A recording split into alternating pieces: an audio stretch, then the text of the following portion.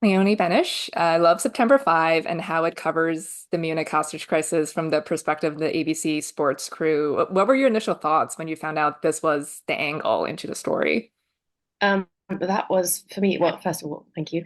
But that was for me the selling point because I remember my German agent called me and said, "I'm going to send you a script. It comes from through Simone Bear, who was this amazing casting director. She sadly passed away way too soon, but and she said, I know, so she said it will be about apparently it's about Munich 72, and I know what you're gonna say. It's been done before, I agree with you, but Simona said it is a really thrilling read, and that's what it was. Because it takes this stance, and I think it's why it's interesting today, because we are faced with that question of where is the line between reporting and exploiting, and so yeah, it's for me, it's the I don't want to say the only way, but it's definitely the most interesting way of or good reason to go back to that story. Yeah, for sure. Because you could have easily just told the whole recounted the whole event again, right? Yeah, But and I this, think that was the original Tim Fearbaum, my director, and he co-wrote the script with Moritz Binder. I know that Tim's original idea was to tell that story from the police's point of view, from the victim's point of view, from lots of different points of view and the media. But then when they started, him and his team, when they started researching, they met Jeffrey Mason, the real Jeffrey Mason, who's so wonderfully portrayed by my amazing colleague John McGarrett. And Jeffrey Mason was the reason Tim then decided to set it all in the newsroom, because the way Jeffrey Mason spoke about that day and the decisions that had to be made on the spot during like 22 hours, um, that must have sounded so thrilling and interesting to Tim that he said, "This is the film I'm going to make." yeah, for sure. And your character Marianne is so vital to that and that coverage over the 22 hours in the movie, and she's the interpreter. And how much of like I feel like you and like the character sneaks up on viewers by the end, and I guess like how much of what she represents was clear in the script from the get-go because she's in the post-war generation and she's trying to emphasize like the importance of Germany repairing its image during these Mhm. Olympics, and then it all unravels obviously with the crisis. Yeah, completely unravels. I mean, that was very clear. It's also, that was Tim just wrote really because Mariana Gebhardt did not exist like that. She's not a real person. She was an amalgamation of several people they came across in their research. Um, I think part of the reason I really like that, I think the film is really good, is because it has that added storytelling level, which is having a character there that represents that post-war Germany. Um, and I mean, you and the audience are going to be the judge of that, but I feel like Marianne doesn't feel shoehorned in. It's very smooth, it's clever writing, and also they gave her all the cool moments of saving the day or having the solution, which I think is a nod to, sorry, there are no more women, but you get to save the day every time. Um, yeah, Yeah, it's I love the moment when those two men send her off to get coffee and then the message comes through and it's like, great, you just sent off the only person who can understand German. it's funny because the only people who ever talk about or ask me about that scene are female journalists. Makes you Um, think. huh, what is that about? Well, yeah, because she is the only woman in this or like the main female character, but working in this control room with this group of men, and she's also forced to do something that she's not because like Jeff Mhm. sends her off and with a walkie-talkie and like you need to interpret like on the field. So she becomes a reporter Yeah, herself. So what was like that for you? Like you're basically playing this character who's also learning on the fly. I mean that's always fun as an actor because it's a proper arc within within a story where there is, of course, they all go through something together, but there's little, individual arcs. I feel like, every little bit is then extra fun to play with, and it's always nice to to play someone who actually doesn't quite know how to do something. It is fun to play someone who's an expert at what they do, and it was really nice for me to pick a translator's brains about their job and what it means to simultaneous translate. And it was fun to pretend that that is what I feel comfortable with. But then it's even more fun to be sent out to do something that your character doesn't know how to do because there's an element of, am I getting it right? Is this? So I would pretend. So yeah, it's great. Hmm. How many translators did you talk to as part of your Just research? one. Just Yeah, in one. Mhm. Berlin. Yeah. Yeah. And what did you glean from that conversation? Well, I was mostly really interested in the in that zone that they go to when they do simultaneous translating, which is quite mind-boggling to me. That they, speak the words while they're still listening to what the person that they're translating is saying. It all happens at the same time. I think it's really remarkable. So I tried to. I know that Mariana is more faced with very last minute, spontaneous, not translating huge monologues, more bits. But I wanted to capture a little bit of that kind of concentration that they are in when they're in that zone. Hmm. And it also adds to the tension of the scene because Yeah, because you never see what's happening on screen. It's all we always learn it from you or Peter Jennings, you know. yeah, people on the phone or walkie-talkie. Yeah, yeah. Hmm. So how did you record those phone calls and the walkie-talkie messages? Was it ADR or did they actually I know like a lot of the equipment worked on set. So were you actually speaking over the phone on set or was that in the So some of it we did in ADR, but Tim was quite obsessive about wanting to um, create the thing for real wherever possible. So wherever that was possible, we did that, and then some of it, of course, we did in ADR. hmm. So Yeah, did you have John on the other line when you were doing that? the back and forth on the Yeah. walkie-talkie. Most of the time, no, I didn't. Most of the time, we didn't do that. Like that is actually where yeah, because it's also we knew that we're gonna, especially the walkie-talkie bits, we would have to redo because it's so crackled that sound wouldn't be able to properly use it. So yeah, Hmm. we cheated those. Yeah. You so much or of your work in this film is off screen because like we said, it's like a lot of your dialogue over the phone and stuff. So was like that for you as an actor? Because you still make such a huge impact and emotional impact on the film when you're not seen, and some of it is via dialogue or even at the end when we don't even hear you deliver the confirmation Hmm. that the Yeah. hostages have all died. I mean,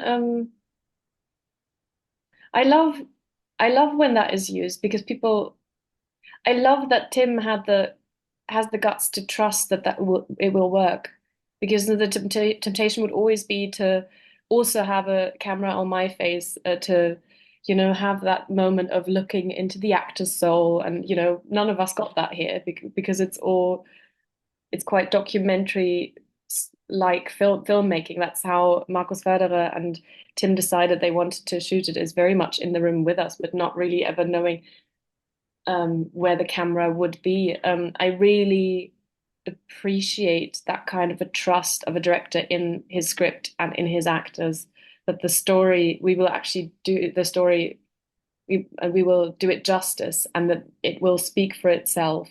And we don't need to see everyone's faces all the time. I think Mhm. it's a really beautiful thing. Yeah. I think like similarly, your final scene after it's all over Mhm. with you and Jeff, like so little is said in that scene, but you could sense your frustration and disappointment, and you're just like Germany failed again, and you just give him this key Yeah, scene. it's the scene. It is being brought up a lot, and I'm really happy about that because it's the scene that I know John and I struggled the most with, and also Tim, because we shot that earlier on and quite early on the filming process, and it was written differently. It was more There was more explanation, there were more words. It felt a little bit more spelled out, and we all left that set on that day and we're like, oh, we didn't get it, that was not right. We're gonna have to do that again.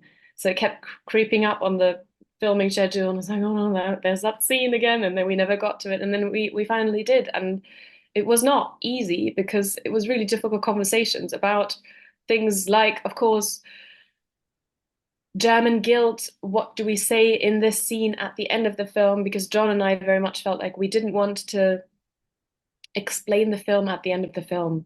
And but Tim was really worried about the it not coming across. So like that was it was a long discussion. It really wasn't easy, but we ended up at a point where I think is right because we it's about two people who've just gone through 22 hours of madness, and there are not any words really yet for what they've gone through.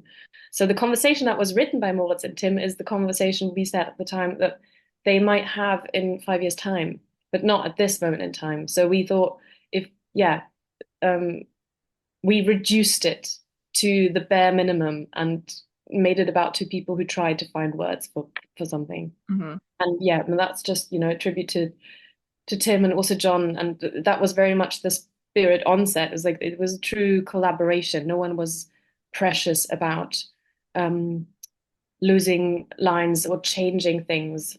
We really did try to serve the story. Yeah, Yeah. Yeah, because also none of them have had a second to think because it was just go, go, go. exactly. Yeah, yeah, There are yeah, no words yet that they can string together. yeah, Hmm. I mean, you're German, and so and you didn't live through this time. But what kind of did you have, like, what kind of sense did you have growing up of what this event meant in German history? I didn't really have a sense for it. I must have learned about it. So maybe important to. I grew up without a TV. My parents never had a TV around, so I also didn't watch the news. We got the newspaper. I knew of the event. I knew about the massacre. I knew the that very famous image of the masked man on the balcony, but that was kind of the extent to which of my knowledge. I didn't know about the media spectacle that it was. I didn't know it was a 22-hour live marathon. I didn't know it was sports journalists covering news, and I also didn't know the extent to which the German authorities fucked up and let everyone down. I had no idea about any of that. Also, I didn't know about that Olympic Games being sort of like a PR moment for Germany where they wanted to go, listen, look at us, we are different. And there's no security at the village. Yeah, yeah. I was like, I learned all of that after whilst reading the script and then doing research. Yeah, it's incredible.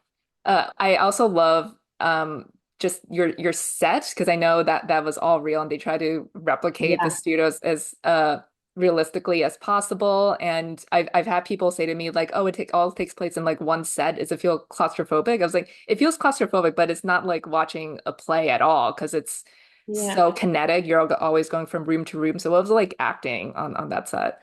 Well, yeah, that's it. Julian Wagner is our production designer's name, and him and his team. I'd worked with them before, and before anyone else was cast, I knew that Julian and his team were going to be doing the set, and I was like, "That's great. I really like them, and I know they're going to do incredible work." But yeah, that's amazing. I mean, they found all these machines. There's a guy in Germany who collects them, and they got them to work. So most of you'd press a button and something would start. And the set was claustrophobic because also Julian built it using the blueprints from the original ABC studio. So it was actually the same size, but we had more people in them because we had all the wonderful cast in there. And then on top of that, we had our own crew in there. So that was a smelly, smoky, stinky, tiny room full of mainly men. And that was, I mean, it was great because the moment Tim said action, this is very much an ensemble piece. Everything came together, and we all pulled on the same string. I think part of the reason that the film works so well is because down to the smallest character, someone who might not have lines, like the focus is always there. It was very much that's I think what people refer to when they talk about it has is a little bit like a play, is that ensemble effort. This would fall apart if only one person doesn't, is not committed. But it, and I did love going home at the end of the day because that wasn't a it was exhausting to be on that set every day.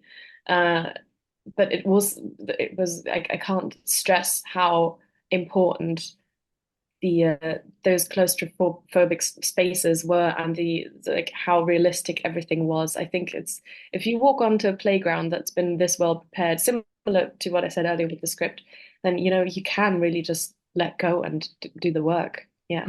Yeah, sure. But was there a piece of equipment that you really were like agog by? Like, I can't believe this works. Like, this was a real Yeah, the thing. editing tables. Hmm. Those that where they put the huge rolls of film in, and then the way the film was running, like that blew my mind. Yeah.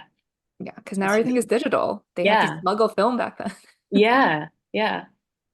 Well, lastly, yeah, I love, what this story or this film says about journalism and journalism ethics. And we see like how much that broadcast impacts media today and what we're desensitized to. So what do you hope viewers take from the film? I always struggle a little bit with that whole message thing because I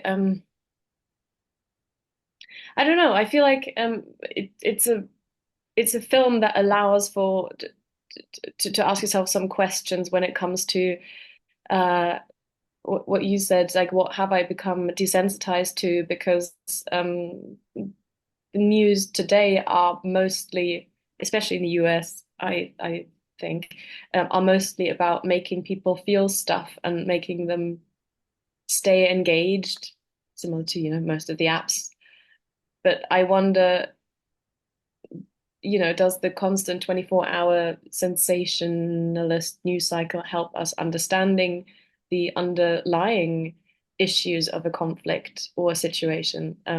I would argue that no, and I think infotainment is a terrible thing that has been inflicted on us. So I would hope that maybe people walk away thinking about thinking about that a little bit. Mhm. Um, Yeah, sure. Well, Leonie, it was great speaking with you. Thanks so much for your time Yeah, and thanks congratulations so on the much. film again. Thank you. Thanks very much.